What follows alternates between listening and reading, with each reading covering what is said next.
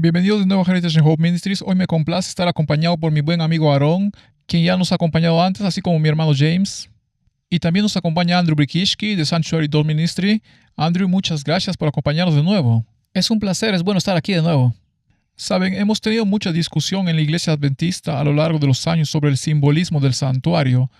Y en realidad es un tema que no ha generado mucho interés fuera de la iglesia adventista. Y en los últimos años hemos visto que el mensaje del santuario hasta cierto punto ha sido cuestionado en la iglesia adventista, con algunas personas que niegan la relevancia del sistema del santuario del Antiguo Testamento y cómo apuntaba a Cristo y más allá. Así que quería aclarar algunas de esas cosas hoy y hablar del santuario con más detalle. Y entiendo que has estudiado mucho el santuario. Quiero decir, ese es el nombre de su ministerio, el ministerio de la puerta del santuario. Entonces, ¿qué podemos hacer para hablar sobre este importante hito que nos señala dónde estamos?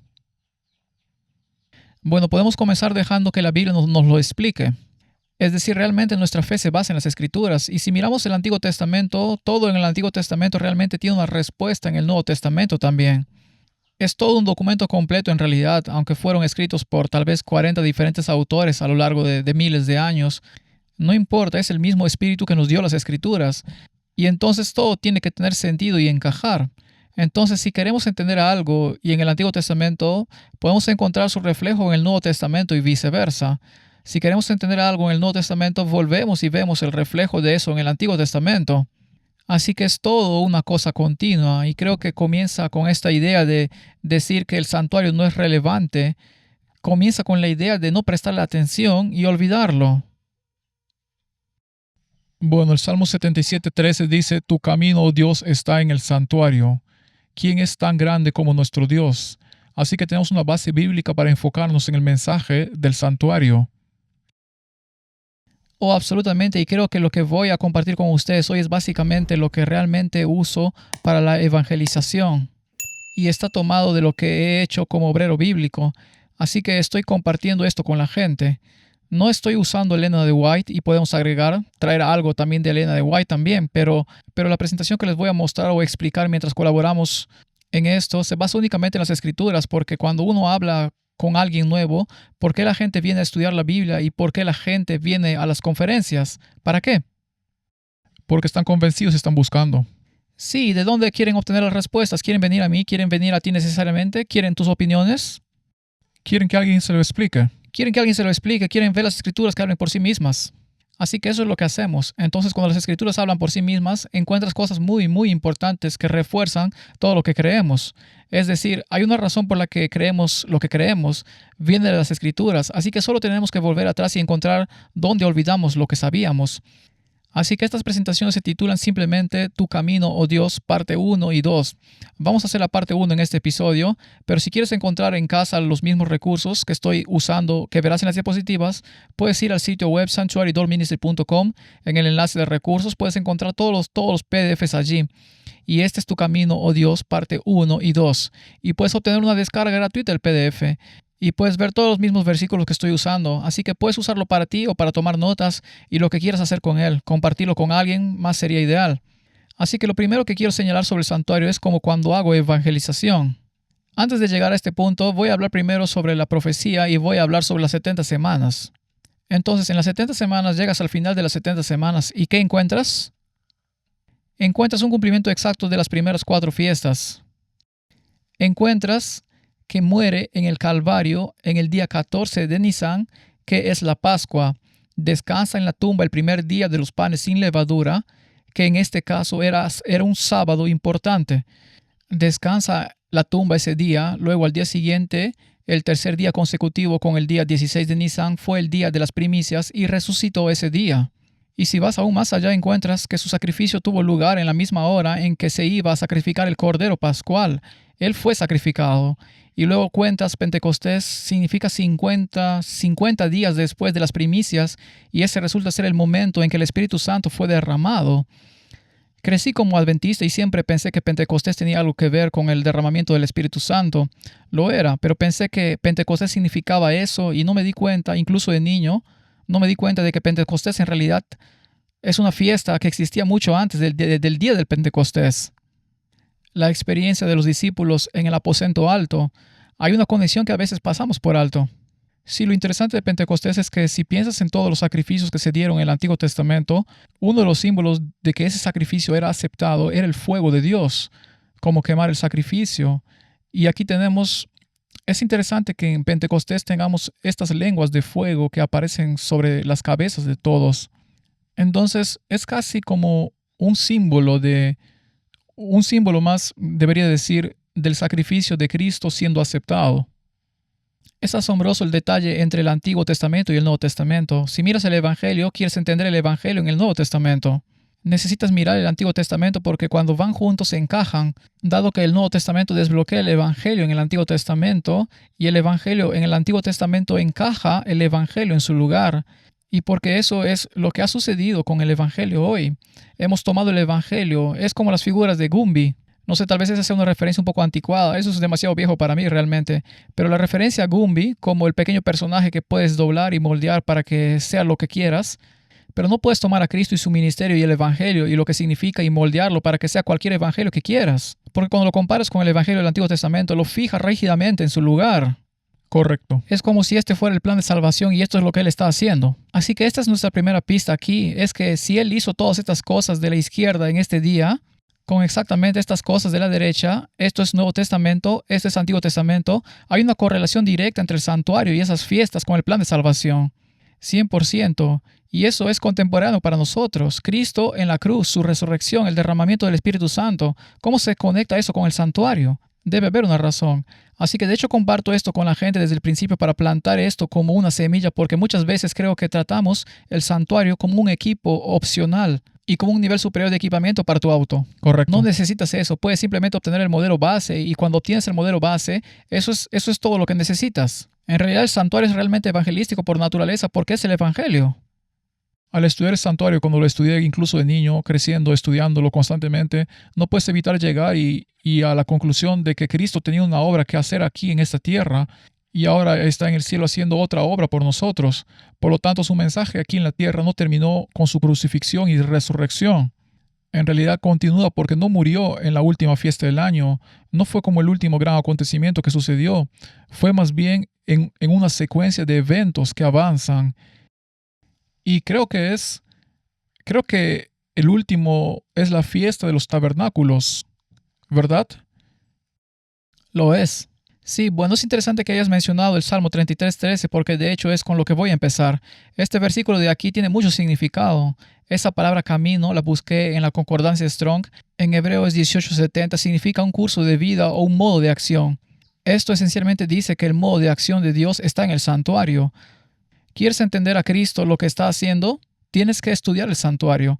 De nuevo, si quieres entender realmente lo que está pasando en el Evangelio del Nuevo Testamento, miras en el Antiguo Testamento para entender realmente lo que está haciendo el plan de salvación y viceversa. Así que el antiguo Israel se reunió en el desierto y en este viaje a la tierra prometida tenían el tabernáculo, estaba con ellos y viajaba con ellos y los guiaba. Por supuesto puedes ver la columna de nube en esta ilustración. Eso, por supuesto, representaba su presencia allí con ellos.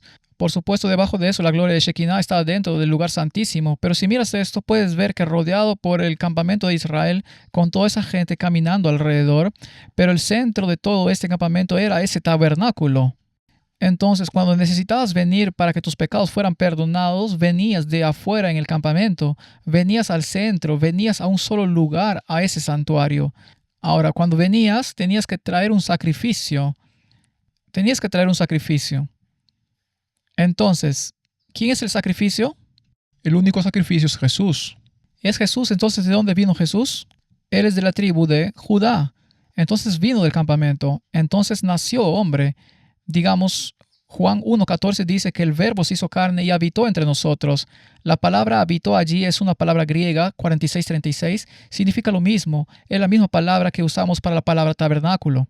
Entonces el Verbo se hizo carne y habitó entre nosotros. ¿Qué estaba haciendo Cristo en el Antiguo Testamento? Él estaba allí en el santuario, su presencia. Él estaba guiando a Israel y habitó entre ellos. Pero ahora se ha hecho carne, ahora está morando entre nosotros en la carne en el Nuevo Testamento. Entonces, ¿de dónde vino? Vino del campamento, vino de la tribu de Judá. Así que vino de uno de nosotros, se podría decir, vino de uno de nosotros. Entonces su creación, su encarnación, echemos un vistazo a eso porque esto es realmente importante. Gálatas 4, 4 y 5, pero cuando vino el cumplimiento del tiempo, entonces con el cumplimiento del tiempo, aquí se refiere a la profecía de las 70 semanas. Él apareció, Dios envió, esa es la parte de las 69 semanas, la primera parte. Dios envió a su hijo nacido de una mujer nacida bajo la ley.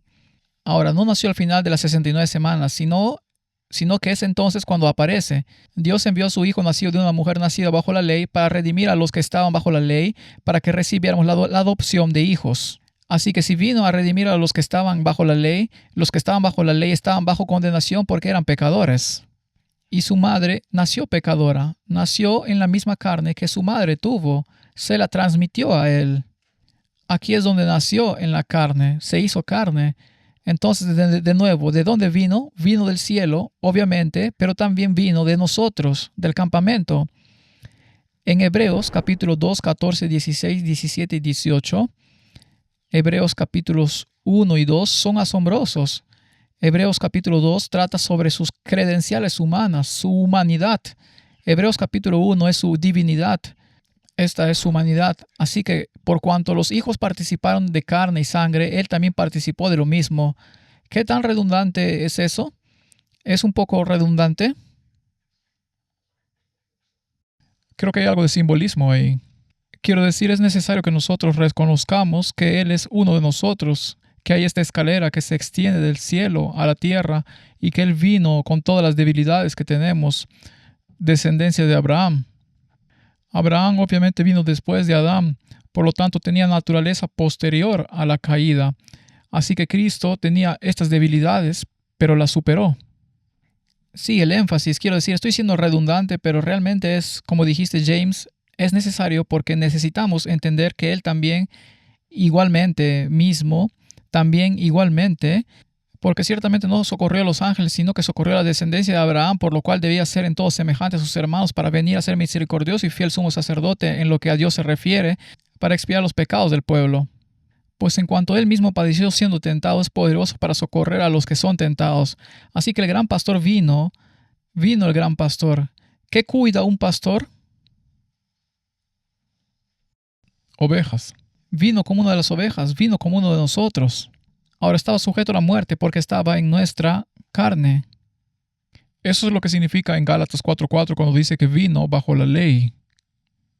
Vino bajo la ley, es decir, no era un pecador, sino que fue hecho en la misma carne en la que nacemos. Correcto, así que estaba sujeto a la muerte por la maldición de Adán. Sí. Por lo tanto, nació bajo la ley debido al fracaso de Adán. Sí, entonces cuando murió, por supuesto, resucitó, de lo cual vamos a hablar, pero resucitó porque la muerte, la tumba, no podía retenerlo porque era sin pecado, pero estaba sujeto a la muerte porque su carne no lo era. Sí, 2 Corintios 5:21, el que no conoció pecado se hizo pecado por nosotros. Estaba sujeto a la muerte porque podía ser asesinado, porque si fuera completamente como nosotros, podría morir. La paga del pecado es la muerte. Si él entonces tuvo que ser hecho como nosotros para morir, pero la muerte no podía retenerlo porque él mismo, su carácter era sin pecado. Entonces de lo que estamos hablando es de que estamos hablando del sacrificio mismo. El sacrificio mismo vino como uno de nosotros, vino como la oveja. En Levítico 22, 20 al 22, ahora vamos al Antiguo Testamento, examinamos el Antiguo Testamento, analizamos cómo debía ser el sacrificio. Dice, ninguna cosa en que haya defecto ofreceréis, porque no será acepto por vosotros. Asimismo, cuando alguno ofreciere sacrificio en ofrenda de paz a Jehová para cumplir un voto, o como ofrenda voluntaria, sea de vacas o de ovejas, para que sea aceptado, será sin defecto, ciego, perniquebrado, mutilado, verrugoso, sarnoso o roñoso. No ofreceréis estos a Jehová, ni de ellos pondréis ofrenda encendida sobre el altar de Jehová. Los sacrificios tenían que ser perfectos. Ahora, por supuesto, esta es una representación externa de la perfección. No significa que la oveja en sí misma como animal fuera perfecta, sino que el animal tenía que representar la perfección externamente como un símbolo, porque ¿a quién representaba? A Jesús. A Jesús, sí. Bueno, y no podía tener los huesos rotos porque a Jesús nunca le rompieron los huesos. Lo sé, todos estos son cumplimientos exactos que fueron cumplimientos proféticos que tuvieron lugar en la cruz. Así que el cordero pascual se discute en Éxodo 12:5. De nuevo, el animal será sin defecto, macho de un año, lo tomaréis de las ovejas o de las cabras. Incluso hay un pequeño detalle del macho del primer año, porque el primer año del macho es justo cuando alcanzas la plena madurez. Así que no era una cabra vieja, porque No era una cabra vieja, era una cabra joven. Jesús no vivió hasta una edad muy avanzada, quiero decir, murió a los 33. Correcto, y no comenzó su ministerio hasta cuándo? Hasta los 30. Y eso se consideraba que era la edad plena para poder hacer algo, no como un aprendiz, sino tener su propio, diría yo, negocio o su propio ministerio. Y este es un macho del primer año. Así que incluso en los años de los animales en comparación con la forma en que veían la madurez, la edad en ese momento, todo es tan preciso con tantos detalles. Entonces ahora traes el Nuevo Testamento, 1 de Pedro 1:18 al 20, sabiendo que fuiste rescatados de vuestra vana manera de vivir, la cual recibiste de vuestros padres, no con cosas corruptibles, como oro o plata, sino con la sangre preciosa de Cristo, como de un cordero sin mancha y sin contaminación, ya destinado desde antes de la fundación del mundo, pero manifestado en los postreros tiempos por amor de vosotros.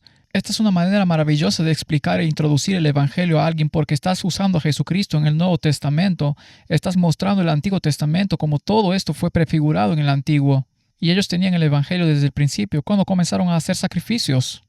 En el jardín del Edén. En el jardín del Edén desde el principio. Entonces Caín, Abel, la historia del sacrificio de Caín no fue aceptada. Ellos estaban sacrificando. Entonces el santuario en cierto sentido fue introducido de inmediato. Cuando había pecado, el santuario salía a reducir. Este era el camino a casa. Entonces el antiguo Israel, ellos tenían el Evangelio. Este era el Evangelio y es el mismo que el Nuevo Testamento. Entonces no es un sistema diferente para ser salvo, es el mismo sistema a través de Cristo. Entonces necesitamos hablar de, por cierto, debo mencionar que cuando dice manifestarse en esos últimos tiempos, para ustedes la palabra manifestar significa aparecer, significa hacerse visible. Cristo antes era invisible, ¿verdad? Porque era espíritu, pero ahora se ha manifestado en estos últimos tiempos. Esencialmente estamos diciendo que se hizo carne en estos tiempos actuales. En comparación con antes, quiero decir, estaba en la zarza ardiente. Estaba en la zarza ardiente, estaba en la columna de nube de fuego, todo eso, pero ahora se ha hecho carne en estos últimos días. Y hablando de los tiempos actuales, cuando esto fue escrito. Así que hablemos ahora de la otra mitad del sacrificio. La otra tenemos el sacrificio en sí, pero luego hay alguien que oficia el sacrificio, y este era un sacerdote. Así que hablemos de los requisitos del sacerdote. En Levítico capítulo 21, 17 al 21 dice, habla a Aarón. Aarón, por supuesto, es el sumo sacerdote en este tiempo, el primer sumo sacerdote que representa a Cristo. Ninguno de tus descendientes por sus generaciones que tenga algún defecto se acercará para ofrecer el pan de su Dios. Porque ningún varón en el cual haya defecto se acercará, varón ciego, cojo, mutilado, o varón que tenga quebradura de pie o rotura de mano, jorobado, y puedes ver no hay huesos rotos. ¿Notaron eso? O que tenga nube en los ojos, o que tenga sarna, empeine o testículo magullado. Ningún varón de la descendencia del sacerdote Aarón en el cual haya defecto se acercará para ofrecer las ofrendas encendidas a Jehová. Si hay defecto en él, no se acercará a ofrecer el pan de su Dios. Los sacerdotes tenían que ser perfectos, y es el mismo lenguaje que se usa también con el sacrificio. Sarna o empeine ojo, nada puede ser defectuoso por fuera. Tiene que representar la perfección. Ahora, volvamos al libro de Hebreos, que es un libro maravilloso en el Nuevo Testamento, que tiene tanta información sobre el santuario. Hablando de sumos sacerdotes, se describe a Cristo. Por tanto, teniendo un gran sumo sacerdote que traspasó los cielos, Jesús es el Hijo de Dios. Retengamos nuestra profesión. Porque no tenemos un sumo sacerdote que no pueda compadecerse de nuestras debilidades, sino uno que fue tentado en todo según nuestra semejanza, pero sin pecado. Acerquémonos pues confiadamente al trono de la gracia para alcanzar misericordia y hallar gracia para el oportuno socorro. Así que él era sin pecado. En Hebreos 7:26, porque tal sumo sacerdote nos convenía. Allí está él, viniendo a la misma carne que tenemos, santo, inocente, sin mancha, apartado de los pecadores y hecho más sublime que los cielos. Él era perfecto. De hecho, incluso la autoridad civil lo consideró sin culpa. Juan 19:6, cuando le vieron los principales sacerdotes y los alguaciles, dieron voces diciendo, crucifícale, crucifícale. Pilato les dijo, tomadle vosotros y crucificadle, porque yo no hallo delito en él. Así que con esa simple declaración en realidad está proclamando antes de su sacrificio que es digno para realizar el sacrificio. Es inocente porque es digno. Esa es una manera maravillosa de decirlo, porque no es culpable de morir, sino que es digno porque es perfecto. Esto me recuerda a Apocalipsis 14:5, donde los 144,000 son declarados sin culpa en ellos. Exacto. ¿Qué crees que hace el santuario? El santuario es el proceso de restauración a la creación de nuevo. Vimos el campamento, vimos el exterior a su alrededor, pero ahora entremos al santuario mismo. Y aquí tenemos una representación en esta ilustración de la tienda, del muro exterior. Vemos que hay un patio allí, y en ese patio vamos a acercarnos un poco más. En el patio hay dos muebles. Hay un altar, un lavacro. Vemos a un sacerdote allí ministrando. Ahora, este altar del sacrificio también se conoce a veces como el altar de la ofrenda quemada o sacrificio quemado, donde se quemaban los sacrificios. Entonces, ¿qué representa este mueble? Porque si es el altar del sacrificio, ¿qué representa eso en el Nuevo Testamento? Solo puede representar una cosa, la cruz. Esta es la cruz.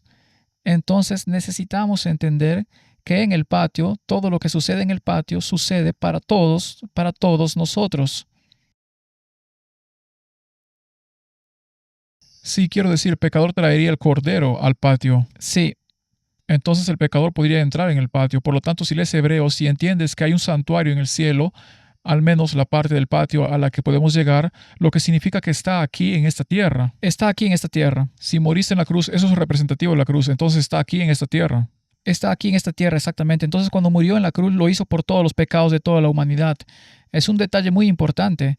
Así que ahora vamos a ir al Antiguo Testamento.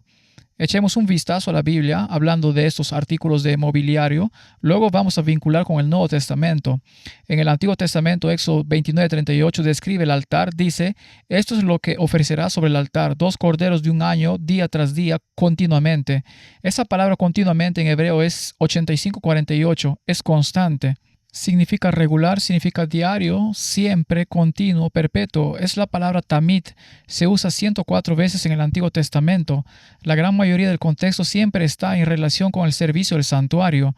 Esta palabra continuamente, entonces el altar tenía sacrificios que ocurrían día tras día, perpetuamente, continuamente.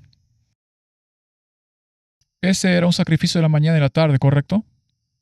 Había un sacrificio para el campamento, pero también había sacrificios individuales que se traían. Claro, pero estos dos corderos, Estos 2 corderos, sí, así que solo estoy usando un versículo para mostrarles el altar que se usaba continuamente, pero quiero decir, porque hay tantos versículos que podría usar que hablan de los diferentes sacrificios, solo estamos como, todos sabemos que es Jesús, así que no sabemos mirar todas las diferentes variaciones de eso.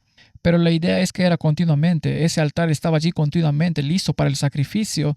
Entonces el plan de salvación de Dios, su manera de obrar en el santuario, Él siempre está allí. Él siempre está disponible, el sacrificio está siempre abierto, en cierto sentido una experiencia diaria. Así que echemos un vistazo en Levítico 1 y vamos a echar un vistazo a lo que sucedió en una confesión típica con el animal que fue sacrificado. Levítico 1:3. Él, el pecador, de su voluntad lo ofrecerá. Así que tiene que ser una elección de libre voluntad. No se puede obligar a confesar. De su voluntad lo ofrecerá a la puerta del tabernáculo de reunión delante de Jehová. Y pondrá su mano sobre la cabeza. Ese es un detalle muy importante que veremos por qué. Y pondrá su mano sobre la cabeza del holocausto y será aceptado para expiación suya. Entonces degollará el becerro en la presencia de Jehová, y los sacerdotes, hijos de Aarón, ofrecerán la sangre y la rociarán alrededor sobre el altar. La persona tenía que venir por su propia voluntad, hacer su viaje desde el campamento hasta el centro donde está Cristo, venir allí, confesar sus pecados sobre el animal que representaba a Jesucristo. Luego era él quien tenía que matarlo. entonces espera, ¿me estás diciendo que incluso bajo la teocracia del Antiguo Testamento había libertad religiosa? Sí, libre albedrío. Sí, absolutamente. Sí, no te obligan a hacer esto, ¿verdad? Quiero decir, hay consecuencias si no lo haces, pero Dios es quien las impone. Correcto, no el hombre imponiendo. Sí, sí, exactamente. Ese es un detalle muy bueno. Quiero decir, la libertad religiosa es parte integral de nuestro mensaje de los últimos días porque está muy ligada al carácter de Dios, a quién es Él. Así que puedes ver que el sacrificio se hacía de esta manera. Ahora, esto sucede, por supuesto, está disponible diariamente, continuamente, día tras día. Así que veamos qué nos trae este sacrificio. Ahora, voy a usar un versículo muy famoso, probablemente el más famoso de toda la Biblia, Juan 3:16, porque de tal manera amó Dios al mundo que ha dado a su Hijo unigénito, el cual es el Cordero, la oveja, para que todo aquel que en él crea no se pierda, mas tenga vida eterna. Así que confesamos nuestros pecados a este Cordero, y este Cordero es capaz de recibir estos pecados, porque en 2 Corintios 5:21 dice, porque Él, el Padre, lo hizo a Cristo, al cual no conoció pecado, lo hizo pecado por nosotros, para que fuésemos hechos justicia de Dios en Él. Él se hizo carne por nosotros. En Romanos 6:23, porque Él muere, Él paga la deuda de nuestros pecados. La paga del pecado es la muerte. Por cierto, como mencionaste antes, esta es la segunda muerte que Él está pagando, pero el don de Dios es la vida eterna en Cristo Jesús nuestro Señor.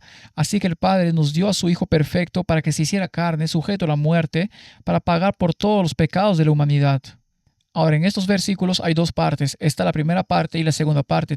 Él dio a su Hijo unigénito, lo hizo pecado, la paga del pecado es la muerte. Ahora, la otra mitad de cada versículo, mira lo que nos da. Para que recibamos la vida eterna, para que seamos justos, para que ganemos de nuevo la vida eterna.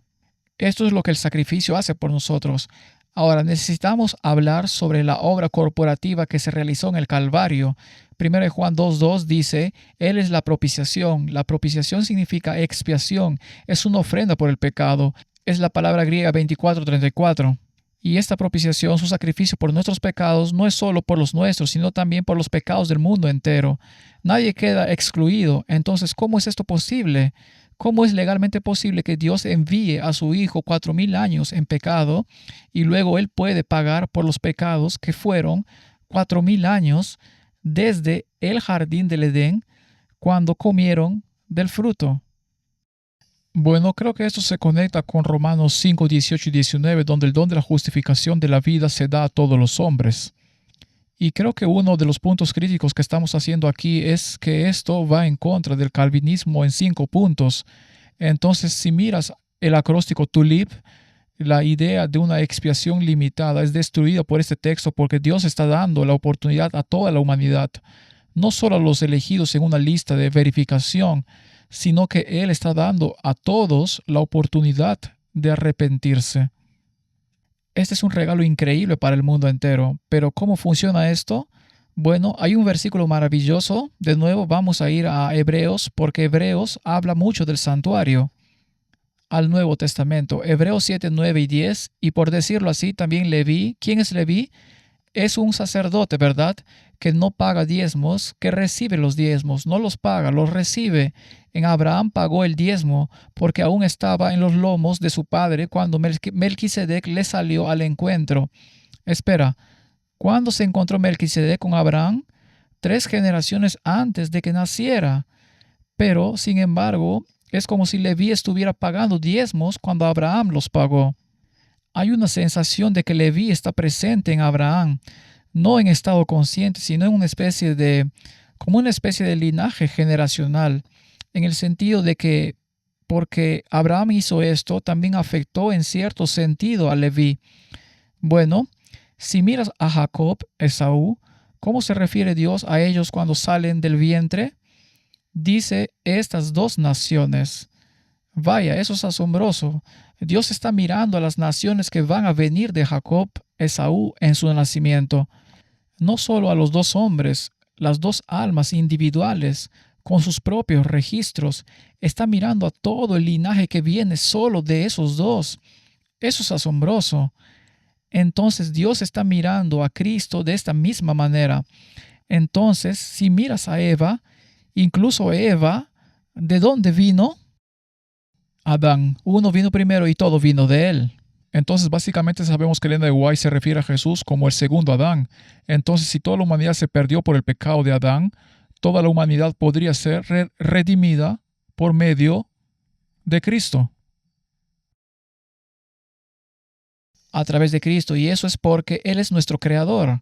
Colosenses 1, 16 y 17, porque en Él fueron creadas todas las cosas fueron creadas por medio de Él, para Él es antes de todas las cosas. Él es antes de Adán. Adán existió antes que Eva, por lo tanto, en la humanidad, Adán fue el primer hombre, y todo lo que descendió de Adán se remonta a Él. Pero ahora Adán ha caído, es necesario que haya otro Adán, tiene que haber otra cabeza de la familia humana, y tenía que ser el que creó a Adán. Tenía que ser Jesucristo porque Él es antes de todas las cosas. Por Él todas las cosas subsisten.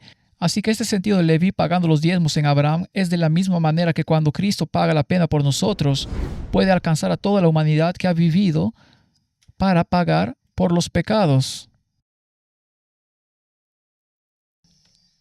Ahora, hay una pequeña salvedad aquí, creo que debemos tener cuidado. Hay una elección involucrada, es decir, aunque Cristo haya pagado esto, hay una elección, una condición para estar en Cristo y recibir los beneficios de ese sacrificio.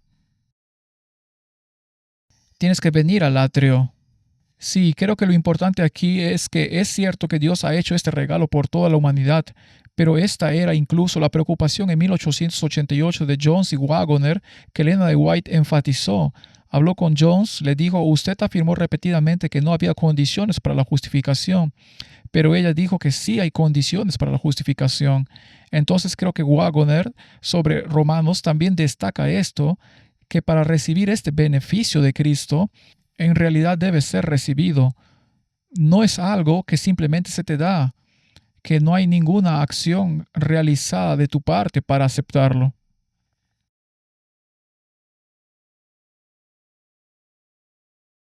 Vimos en Levítico 1:3 que tenía que ser una ofrenda de libre voluntad, que tú tomas la decisión de venir.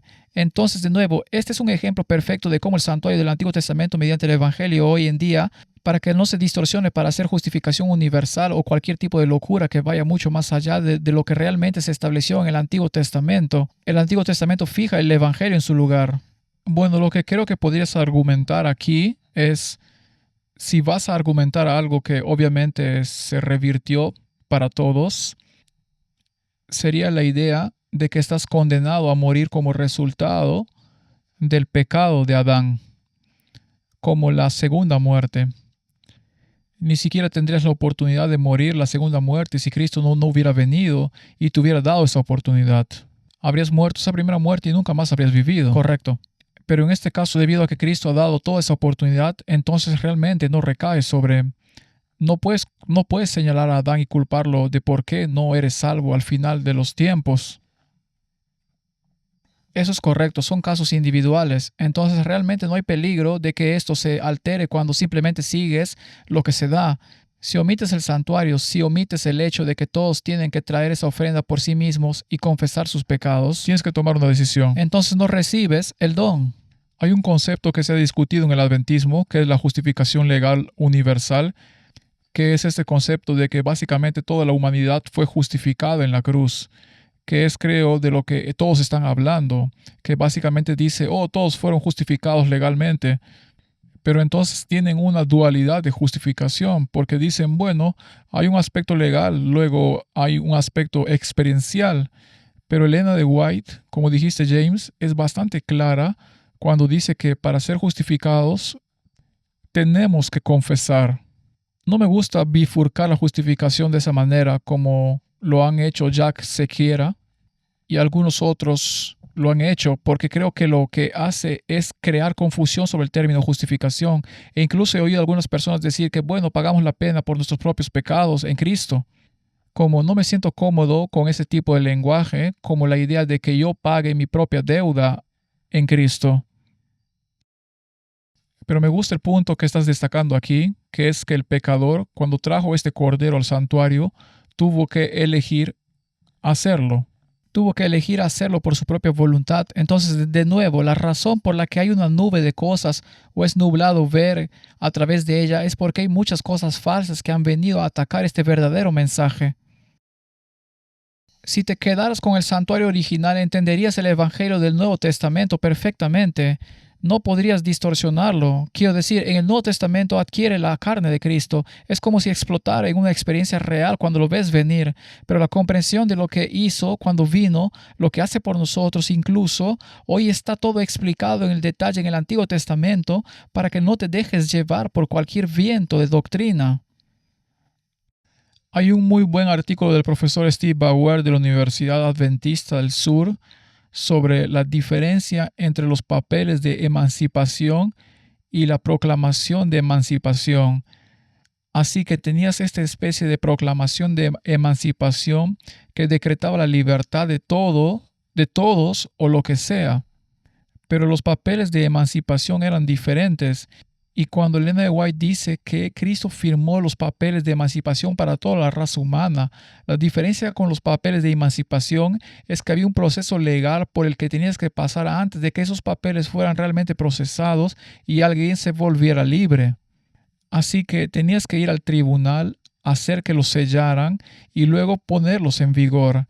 Así que resalta mucho el aspecto condicional aquí de la puerta está abierta, pero debes aceptar el regalo y actuar en consecuencia por fe y obedecer a Dios por fe como un medio para, supongo, procesar esos papeles de emancipación o hacer que esos papeles sean realmente eficaces para ti.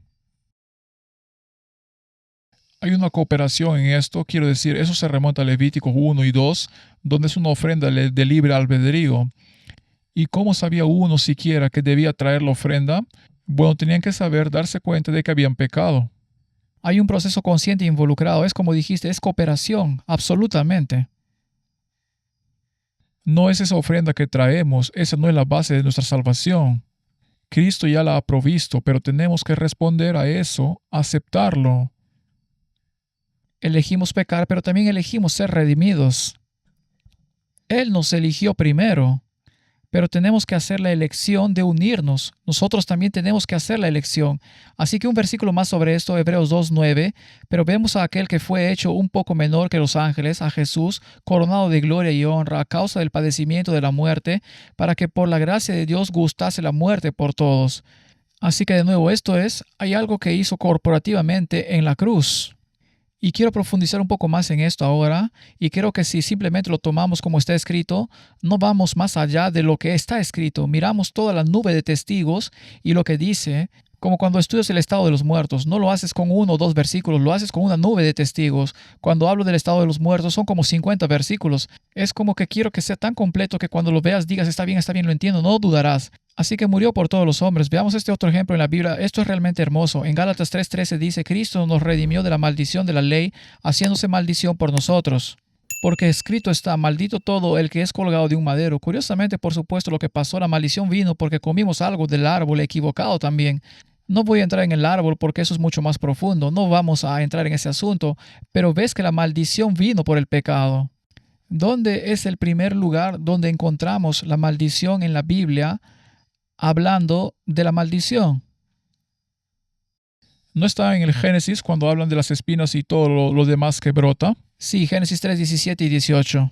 Y el hombre dijo, por cuanto obedeciste la voz de tu mujer y comiste del árbol que te mandé, diciendo, no comerás de él, maldita será la tierra por tu causa, con dolor comerás de ella todos los días de tu vida, espinos y cardos te producirá. Así que producir espinos significa que no estaba en la creación, ahora aparece en la creación a causa del pecado. Es un resultado directo de la maldición. Entonces la simbolización de la maldición son las espinas y los cardos que aparecen. Bien, esto es como una parte, pero uno de los videos más fantásticos que vi de Walter White, esto fue hace varios años, hace muchos años, él realmente presentó esta discusión sobre la maldición, donde brotaron estas espinas y cardos.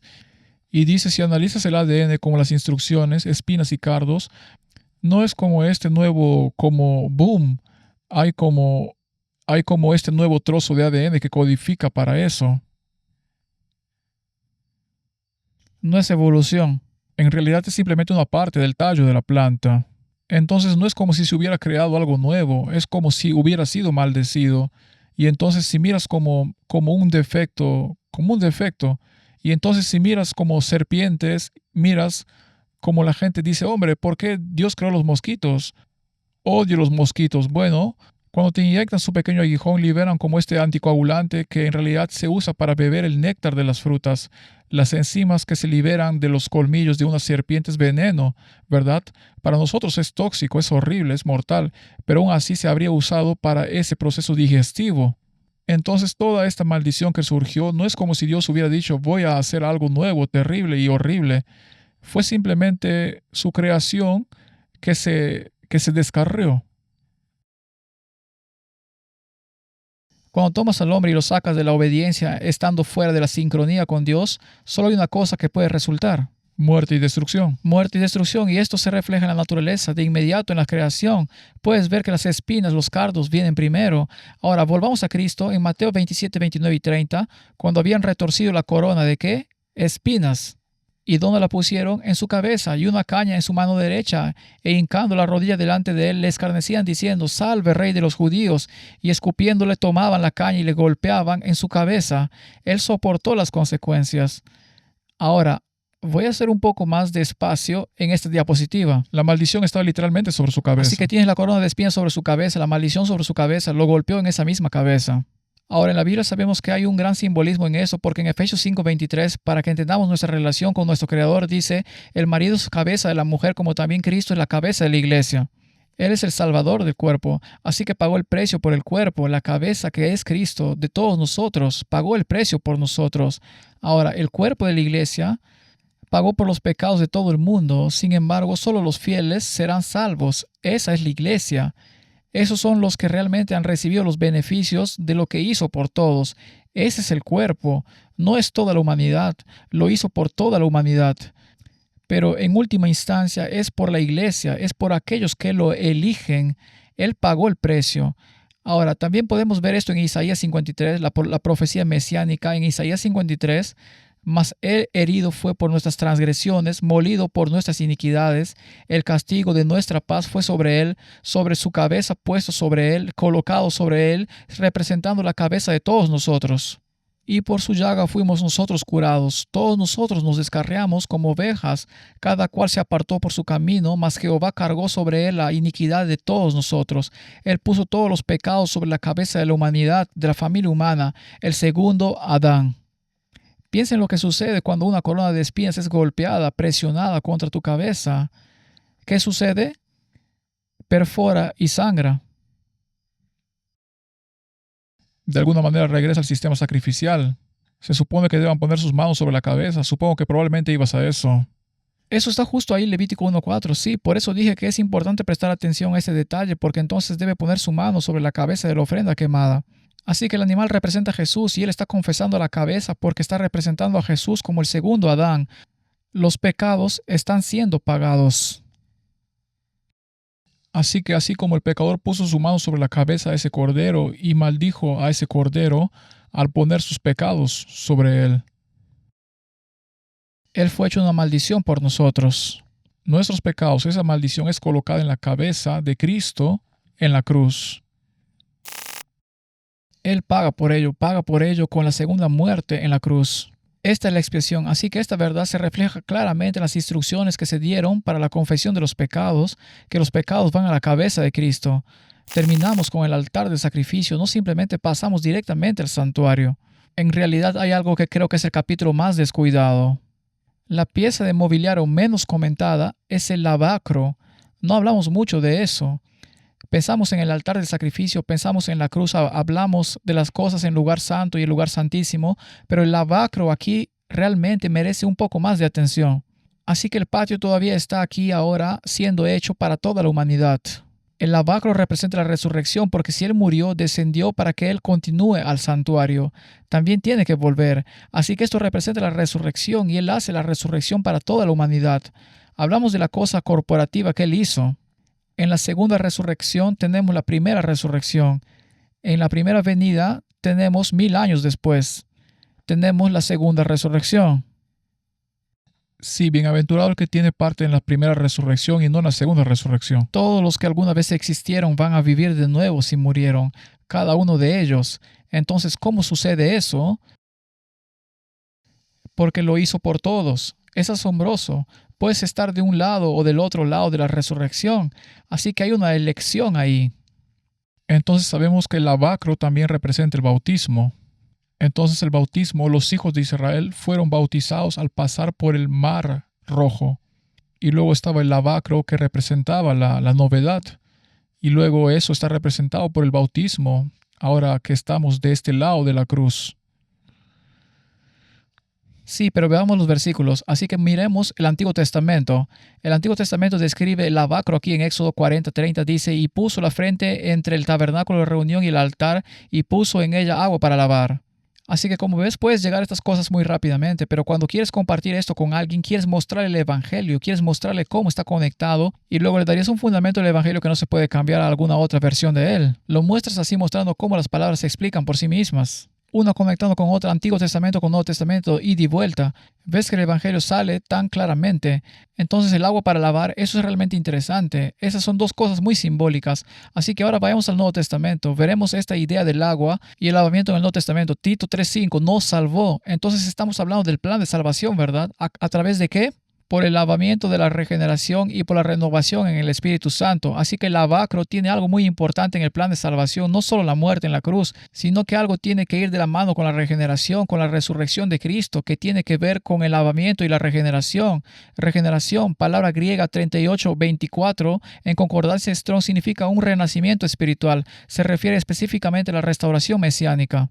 Así que esto coincide, por cierto, con 2 Tesalonicenses 2:13, que creo que mucha gente pasa por alto, porque Dios os ha escogido desde el principio para salvación mediante la santificación por el Espíritu y la fe en la verdad. Así que la santificación es importante aquí, pero también me gusta el hecho de que el agua aquí esté conectada con el Espíritu Santo, porque una vez más, volviendo a Pentecostés, estoy pensando en lo que me viene a la mente como Elías, cuando tiene ese sacrificio, vierte agua sobre él, luego cae fuego. Hay esta idea del Espíritu Santo reflejado en el sacrificio. Absolutamente, sí, lavamiento y regeneración. Entonces, en este punto del santuario, ¿estamos hablando de la muerte ahora o estamos hablando de algo más? Nueva vida. Estamos hablando de vida. Así que comienza con la muerte, el siguiente paso es la vida. Y ahora el enfoque está en la vida. En Efesios 5:26 y 27, donde encontramos que Cristo es la cabeza, ¿verdad? Para santificarla, habiéndola purificado en el lavamiento del agua por la palabra, a fin de presentársela a sí misma, una iglesia gloriosa que no tuviese mancha ni arruga ni cosa semejante, sino que fuese santa y sin mancha.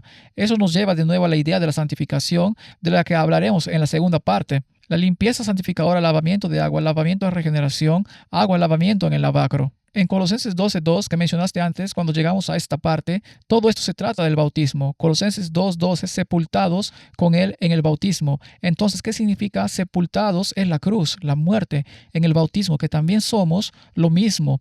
Ahora, resucitados con Él, lavacro, por medio de la fe en la obra de Dios que lo resucitó de entre los muertos. Entonces, el bautismo es en realidad la experiencia del atrio, es tener esa experiencia. Entonces, la experiencia del bautismo, ¿cuántas veces se supone que debemos bautizarnos? Quiero decir, hay razones para el rebautismo, pero técnicamente hablando, un bautismo. ¿Cuántas veces murió y resucitó Cristo? Una. Experimentamos el bautismo una vez en nuestra vida. De hecho, aquí hay un comentario de Elena de White sobre el bautismo y ella habla de que había personas, dice aquí, muchos padres nunca se han convertido todavía. Por lo tanto, sus viejos hábitos egoístas e indulgentes han sido traídos consigo a la iglesia. No están muertos salió cuando observan la ordenanza del bautismo. Fueron sepultados vivos, han permanecido llenos de murmuraciones, llenos de reproches, odiando los mensajes que les llegan por medio de los siervos del Señor debido a la maldad de sus corazones. Están enemistados con Dios, sus hijos respiran en la misma atmósfera. Entonces existe este concepto de que cuando te bautizan, tienes que morir al yo. Me pregunto, ¿cuántas personas realmente entienden lo que significa morir? Ser enterrado. Quiero decir, son palabras serias, pero ella también habla de cuando hay un momento para ser rebautizado. Entonces, si has tenido una apostasía significativa en tu vida, donde saliste al mundo, y creo que el Espíritu Santo nos convence a cada uno de nosotros sobre cuándo es necesario ese paso. Sí, no creo que ni siquiera necesites una apostasía. Si te sientes convencido, necesitas ser bautizado de nuevo. Entonces creo que es el Espíritu Santo convenciéndote. Porque cuando se bautiza la mayoría de la gente en la iglesia adventista, ¿cuándo te bautizaste? Me bauticé cuando era muy joven. Sí, probablemente 12 o 13. Y creo que eso es muy común. Y creo que es sincero. Yo fui sincero cuando lo hice, pero nuestros cerebros no se han desarrollado. No entendemos completamente las ramificaciones de lo que significa. Así que ella dice aquí en Cartas y Manuscritos volumen 2, 1906, hay muchos que necesitarán ser rebautizados pero que nunca descienden al agua hasta que estén muertos al pecado, curados del egoísmo y la autoexaltación y hasta que puedan salir del agua para vivir una nueva vida para Dios. Así que tal vez hay algunos de nuestros oyentes por ahí que se hayan extraviado en su espiritualidad y en realidad no han estado viviendo como se supone que deben. Animo a todos nuestros oyentes, no estoy diciendo que todos tengan que ser rebautizados, pero estoy diciendo que todos deberían hacerse esa pregunta y orar al respecto y decir, necesito en primer lugar ser rebautizado por primera vez, o número dos, necesito considerar el rebautismo si me ha alejado de Dios y no estoy donde se supone que debería estar, y ahora tengo un nuevo celo y deseo renovado de seguir a Cristo y tomar la decisión de morir a mí mismo. El mejor consejo que diste fue que necesitas escuchar al Espíritu Santo. Sí, eso es lo que, si es lo que Dios está diciendo, necesitas seguirlo. Eso se convierte en un asunto de salvación porque no quieres entristecer al Espíritu cuando te está hablando. Absolutamente. Entonces, esta idea de ser bautizado con la experiencia del patio, Hechos 2:16, ¿por qué estamos esperando entonces? ¿Por qué estamos esperando? Levántate, bautízate, lava tus pecados invocando el nombre del Señor. Así que sí, necesitamos estar listos para abandonar esos pecados. Quiero decir, la otra cosa también es como cuando una persona es bautizada. ¿Qué pasa si el pastor o quien sea que esté bautizando no lo saca del agua? Están muertos. Están muertos. Así que hay algo en el bautismo que no es solo la muerte, sino la nueva vida que viene. Pero miren los pasos aquí. El primer paso es poner la mano sobre ese animal, matarlo, transferir simbólicamente esa maldición de ti a Cristo a través de la fe, para luego ser enterrado en el bautismo. Dándose cuenta de que eres responsable de la cruz. Sí. Otro versículo sobre el bautismo, Hechos 2:38. Pedro les dijo, arrepentíos y bautícese cada uno de vosotros en el nombre de Jesucristo para el perdón de los pecados, y recibiréis el don del Espíritu Santo. Así que está esta idea de remisión de los pecados. La palabra remisión aquí significa libertad, perdón o remisión. La idea de que los pecados se lavan de tu registro, se quitan de ti, y en ese lugar recibes la regeneración de la nueva vida, recibes el don del Espíritu Santo. Así que necesitamos hablar un poco más sobre el simbolismo del agua utilizada en el lavacro. ¿Qué representa el agua? En Juan 7:37 al 39 dice, en el último y gran día de la fiesta, Jesús se puso en pie y alzó la voz diciendo, si alguno tiene sed, venga a mí y beba. El que cree en mí, como dice la Escritura, de su interior correrán ríos de agua viva. Esto dijo del Espíritu Santo que había de recibir los que creyesen en él. Así que el agua en el lavacro representa el Espíritu que da vida. En Juan 6:63 dice, el Espíritu es el que da vida, la carne para nada aprovecha. Las palabras que yo os he hablado son Espíritu y son vida. Esto es lo que recibimos en la resurrección de Jesucristo. No solo la muerte, morir al yo, al pecado, sino que se nos da una nueva vida. El agua, el Espíritu trae la vida. En Juan 4:13 y 14 respondió Jesús y le dijo, cualquiera que bebiera de esta agua volverá a tener sed, mas el que bebiere del agua que yo le daré no tendrá sed jamás, sino que el agua que yo le daré será en él una fuente de agua que salte para vida eterna.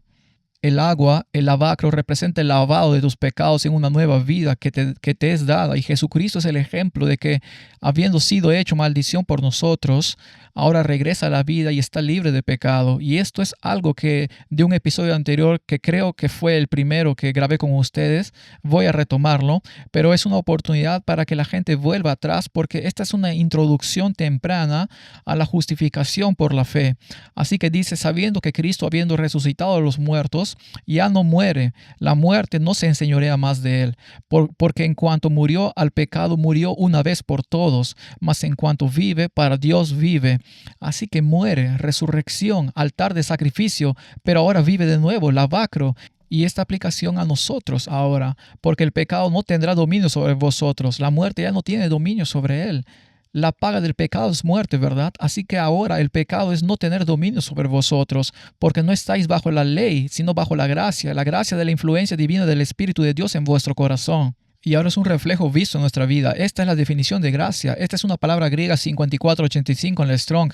Esto nos da el Espíritu Santo. Esto es lo que recibimos. Hay una promesa del don del Espíritu Santo para darnos nueva vida que viene del bautismo. Así que cuando Cristo nos da su Espíritu Santo, que incluye su gracia, también nos da algo más en este don cuando nos da la experiencia de la resurrección con el lavacro. En Hechos 5:31 dice, a este Dios ha exaltado con su diestra por príncipe y salvador para dar a Israel arrepentimiento y perdón de pecados. Así que existe la idea de que incluso el arrepentimiento que tú y yo querríamos ir al patio a sacrificar al Hijo de Dios, a poner nuestros pecados sobre Él porque murió por nosotros, es en realidad su Espíritu hablándonos al corazón. Bueno, porque arrepentirse significa dejarlo. no significa solo estar triste por ello, porque hay gente que está triste por su pecado, pero no hace nada para detenerlo. En cambio, el arrepentimiento significa que lo lamentas y lo dejas. Y eso es un regalo. Absolutamente. Y hablando de regalos, también tenemos que entender las condiciones. Proverbios 28:13, el que encubre sus pecados no prosperará, pero el que lo confesa los abandona, alcanzará misericordia. Así que ven, hay arrepentimiento, confesión y abandono. El abandono es el arrepentimiento. Esto es lo que se necesita para el perdón de los pecados. Así es como no se convierte en algo universal que todos obtienen sin arrepentimiento, confesión y abandono. Arrepentimiento, confesión y abandono. No es universalismo. No, no lo es. Así que de nuevo, el altar y el lavacro juntos. Romanos 4:25, el cual fue entregado por nuestras transgresiones y resucitado para nuestra justificación. Así que fue entregado a la cruz, luego resucitado, pagando la pena, justificándonos, poniéndonos en paz con Él de nuevo. Este es el lavado, este es el perdón, la remisión de los pecados. Ahora, la comprensión de la doctrina de la resurrección es muy, muy importante. 1 Corintios 15 dice, porque primeramente os he enseñado lo que asimismo recibí, que Cristo murió por nuestros pecados, conforme a las Escrituras, y que fue sepultado allí en el altar, y que resucitó, el lavacro, al tercer día, conforme a las Escrituras. Eso también eran las primicias, ¿verdad? Y si Cristo no resucitó, vuestra fe es vana, aún estáis en vuestros pecados. Esa resurrección es importante, esa es la idea de sumergirse en el agua, pero luego no se vuelve a salir. Así que el bautismo al salir del agua significa que seremos liberados de nuestros pecados por el don de Dios. Entonces también los que durmieron en Cristo perecieron. Si en esta vida solamente esperamos en Cristo, somos los más dignos de conmiseración de todos los hombres.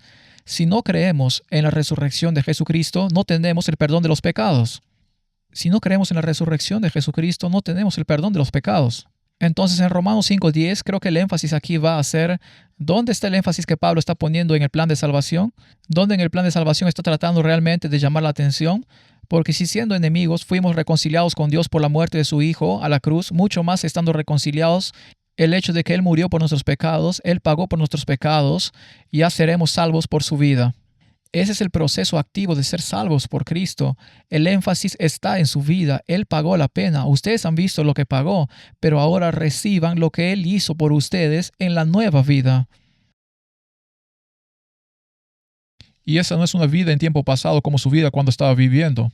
Reconciliados es tiempo pasado, seremos es futuro y presente. Entonces Él está diciendo, olvídate de las cosas que se han ido, has sido perdonado. Ahora es el trabajo que Él hace en tu corazón. Puedes tener su vida. Esto es la salvación. No es solo, oye, estoy perdonado, estoy perdonado, estoy perdonado, estoy perdonado, estoy perdonado. Simplemente olvídalo, olvídalo. Es una nueva vida. Y eso es lo que tienes que mirar cuando miras el altar y el lavacro. Por eso creo que el lavacro a veces se olvida porque se representa, ¿qué realmente representa la resurrección? En Levítico 17:11, porque la vida de la carne está en la sangre. Yo os la he dado sobre el altar para hacer expiación por vuestras almas, porque es la sangre la que hace expiación por el alma. Te doy mi vida, muerte por los pecados. En lugar de eso, lo que ahora recibes, dice en Salmos 50:10, crea en mí, oh Dios, un corazón limpio, renueva un espíritu recto dentro de mí. Ese es el lavacro, el lavamiento, la regeneración del Espíritu Santo. Así que Él te ha dado su vida para que puedas tomarla. Así que Salmo 51:10 de alguna manera socava lo que algunas personas intentan afirmar sobre el versículo de Salmo 51:5. Oh, sí, bueno, en realidad es muy interesante que estés hablando de en iniquidad, ¿verdad? Sí, no, eso ha surgido. Lo interesante de eso es que si lees, es casi como una especie de, bueno, en primer lugar, el Salmo 51 es en realidad una oración del día de la expiación. Y eso es, no sé si vamos a entrar en eso ahora mismo, pero si pasas por eso, bueno, vamos a hacerlo rápidamente. Entonces, David, horrible, asesinato, sangre fría, ¿de quién? Urias. Urias, todo por una mujer, ¿verdad? Un problema de siempre, ¿sí? Y él lo niega totalmente, negación total del pecado. El profeta Natán se acerca a él, nos cuenta una hermosa parábola, se da cuenta de que ese hombre es tan culpable, ese hombre merece el mayor castigo, ese hombre eres tú. En ese momento David se da cuenta de que el Espíritu Santo traspasa ese velo que ha mantenido para no ver su pecado. De repente se ve a sí mismo como el pecador que es. He pecado. ¿Qué dice Natán? El profeta hablando en nombre de Dios, estás perdonado. Eso es todo, estás perdonado.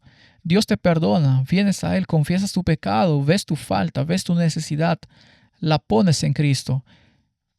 estás bien, no te preocupes, ya pagué por eso. Y luego va y ves este salmo y él trata este tema en muchos salmos. David está lidiando con lo que le sucedió con Betsabé y Urías. Y en el Salmo 51, si lees todo el Salmo, verás que David no pide perdón ni una sola vez. ¿Por qué? Porque ya ha sido perdonado. Lo que le ruega a Dios, porque allí verás, borra mis transgresiones, lávame de mis pecados. Él está hablando del día de la expiación.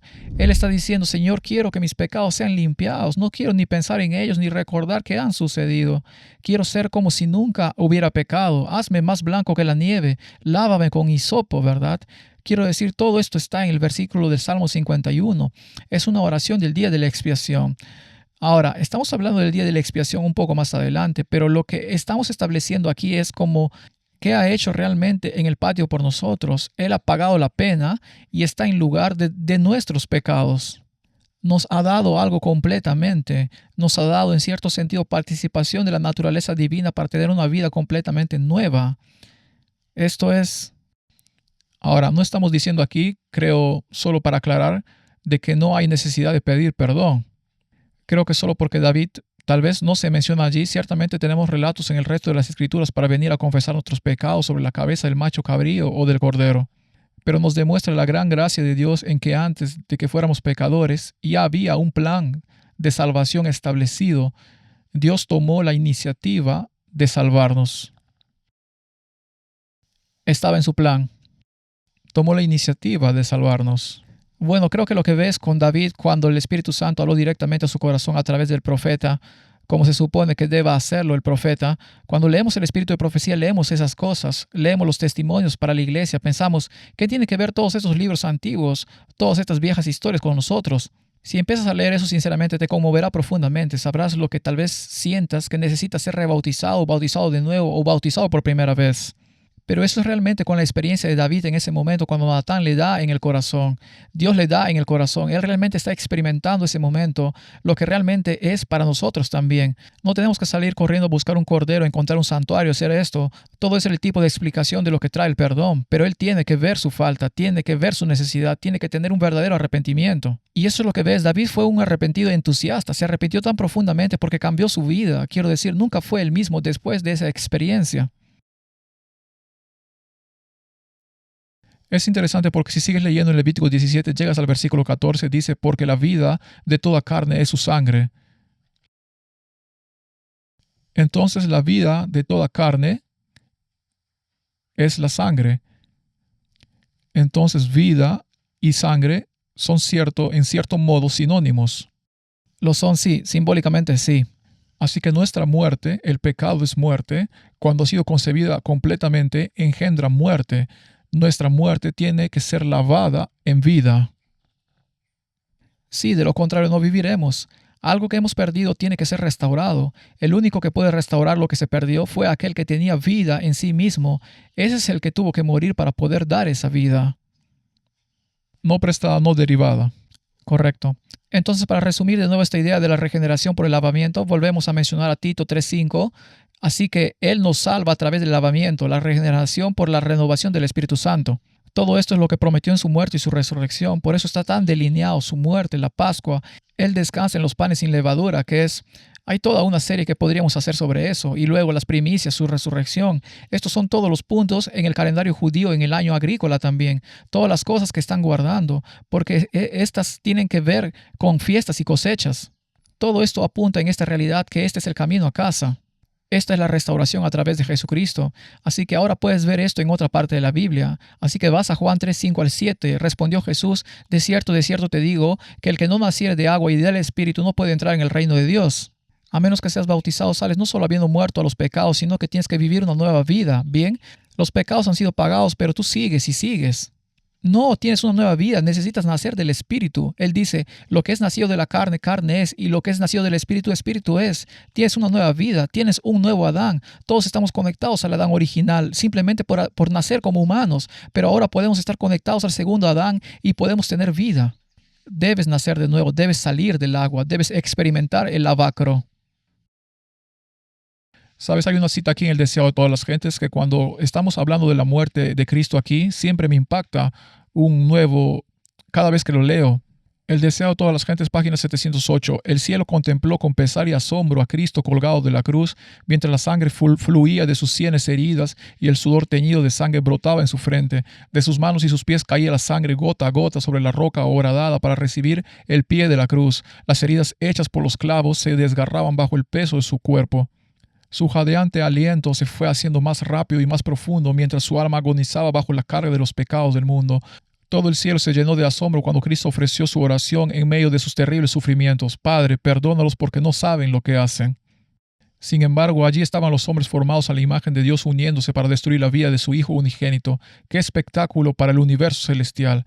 Así que Elena de White tiene un consejo en otra parte donde dice que deberíamos pensar en los últimos momentos de Cristo, pensar en su vida, pero La última semana, realmente, la última semana, sí. correcto, por una hora de reflexión cada día. Y sabes, la cosa es que somos muy propensos a olvidar el sacrificio.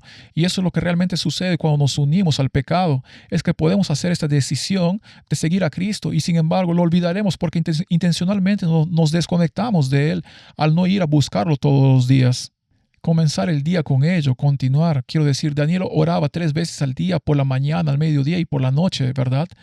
Entonces olvidamos y perdemos de vista el increíble sacrificio que Él hizo para nosotros, para salvarnos, solo para tener la oportunidad de salvarnos.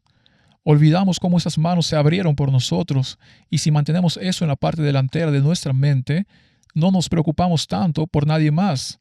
Nos preocupamos por nosotros mismos y nuestro propio terrible pecado porque aprendimos lo que costó y creo que eso es lo que realmente impactó a David.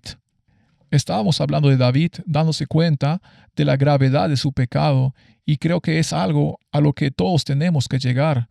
Todos tenemos que darnos cuenta. ¿Es la cruz solo el principio o es el final? El principio.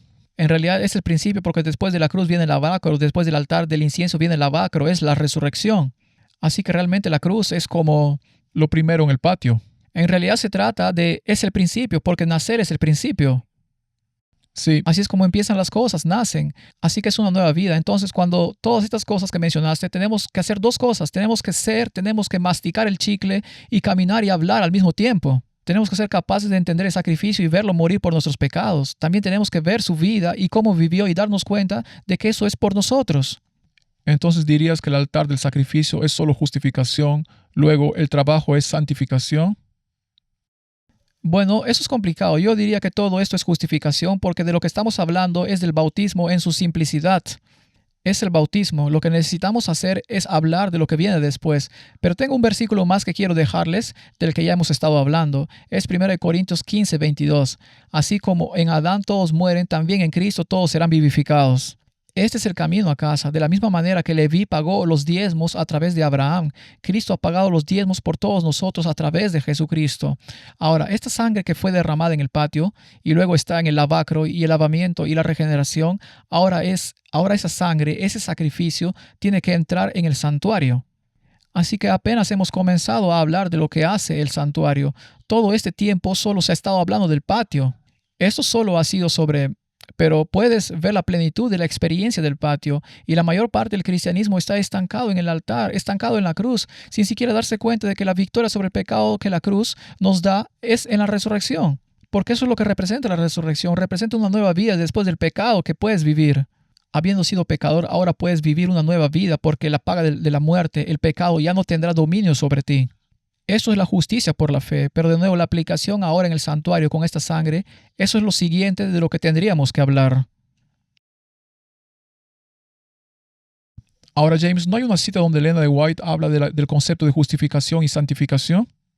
Donde esas dos cosas, ¿no están esas dos cosas como combinadas? Están muy conectadas. Conectadas, sí. Sí, muchos cometen el error de tratar de definir minuciosamente los delicados matices de distinción entre justificación y santificación. Para definir esos 2 términos con frecuencia recurren a sus propias ideas e especulaciones. ¿Por qué tratar de ser más minucioso de lo que es la inspiración acerca de la cuestión vital de la justificación por la fe? ¿Por qué tratar de resolver el problema de cada diminuto matiz como si la salvación del alma dependiera de que todos tengan exactamente su modo de ver este asunto? No todos pueden tener el mismo enfoque. Usted corre el riesgo de hacer un mundo de un átomo y un átomo de un mundo. Vaya, interesante, pero creo que esta comprensión del patio, la mayor parte de la cristiandad no lo entiende. Por supuesto, la mayoría de ellos no entiende el mensaje del santuario en general.